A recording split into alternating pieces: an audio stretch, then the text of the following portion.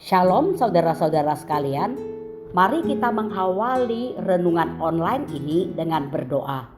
Tuhan, terima kasih Engkau adalah teman sejati bagi kami, yang selalu setia memperhatikan kami dan memberi yang terbaik bagi kami. Saat ini Engkau kembali mau memperhatikan kami dengan memberi kesempatan mendekat kepadamu untuk merenungkan firman-Mu. Tolonglah kami dapat merenungkan firman-Mu dengan tepat sehingga dapat mengerti dan mewujudkan firman-Mu di kehidupan ini. Demikian doa kami panjatkan dalam nama Tuhan Yesus. Amin.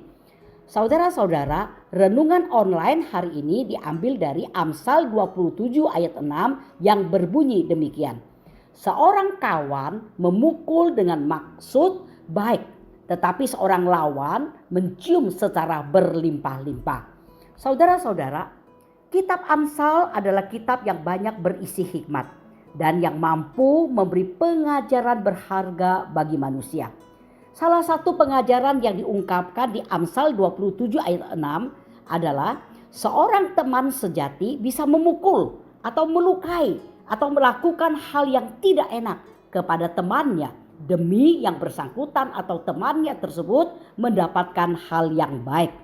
Tetapi seorang lawan bisa saja mencium secara berlimpah-limpah atau berlebihan, atau mewujudkan hal yang terlihat baik namun bermaksud jahat, yaitu menghancurkan yang bersangkutan. Saudara-saudara, pengajaran ini penting dipahami manusia termasuk umat Tuhan yang hidup di dunia ini, agar hidup umat Tuhan tidak terkecoh dan mampu berkenan kepada Tuhan. Saudara-saudara, kalau kita memperhatikan kehidupan Tuhan Yesus di dunia ini, Tuhan Yesus adalah seorang teman sejati, sehingga ia tidak pernah memberi keringanan kepada orang yang sudah berdosa, agar yang bersangkutan sadar bahwa dosa memang tidak baik, bisa mendatangkan hal yang buruk yang tidak enak bagi yang bersangkutan. Saudara-saudara, ketika Zakius menyesali dosanya dan berjanji akan mengganti mereka yang dirugikannya 4 kali lipat, Yesus tidak mengatakan, "Zakius, yang penting kamu sudah menyesal atas apa yang kamu lakukan, sehingga kamu tidak perlu membayar kerugian tersebut." Yesus juga tidak menghibur Zakius ketika dia mengakui dosanya. Yesus juga tidak terlihat memaklumi ketidakpercayaan dari Zakius pada saat itu.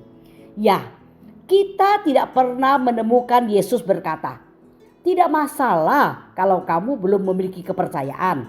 Atau berkata, "Ya sudah, itu memang hal yang sulit dilakukan." Sebaliknya, yang kita temukan di kehidupan Yesus di dunia, Yesus seorang yang dengan cepat bisa menghardik murid-muridnya ketika mereka tidak mempercayai dia. Nampak Yesus begitu mengasihi mereka sebagai teman-temannya, sehingga dia tidak memaklumi atau menghibur mereka ketika mereka jatuh dalam dosa, tetapi justru menghardik mereka. Bagaimana dengan kita? Kalau kita tidak berhati-hati, bukankah kita bisa begitu lembut terhadap teman-teman kita ketika mereka sedang menyesali dosanya karena pekerjaan Roh Kudus, sehingga kita berusaha menghibur mereka? Saudara-saudara, seorang teman sejati seharusnya tidak berusaha meringankan perasaan tidak nyaman yang dirasakan seseorang yang sedang dibiarkan Roh Kudus merasakan demikian karena dosanya. Ya, kita perlu berhati-hati dalam berbicara kepada teman dengan memberi dukungan, semangat, padahal yang dialaminya berhubungan dengan imannya yang tidak beres atau karena ketidaktaatan mereka. Ya, kita sedang tidak menjadi seorang teman sejati jika kita memaklumi ketidaktaatan mereka. Saudara-saudara, ciuman memang lebih menyenangkan daripada pukulan, tetapi mereka akan menjadi semakin hancur ketika dibuai oleh seorang teman untuk merasa nyaman dengan dosanya. Saudara-saudara, saat teman-teman kita hidup dalam ketidaktaatan, ketidakbenaran, dan kita tidak berupaya membuat mereka merasa tidak nyaman, dan kita pun tidak berupaya berbagi firman Tuhan, maka sebenarnya kita dapat menjadi penyebab terjadinya masalah besar bagi mereka. Ketika kita melihat teman kita dalam bahaya dan kita tidak mengingatkan mereka, Tuhan akan menuntut pertanggungjawaban kita atas sikap diam kita.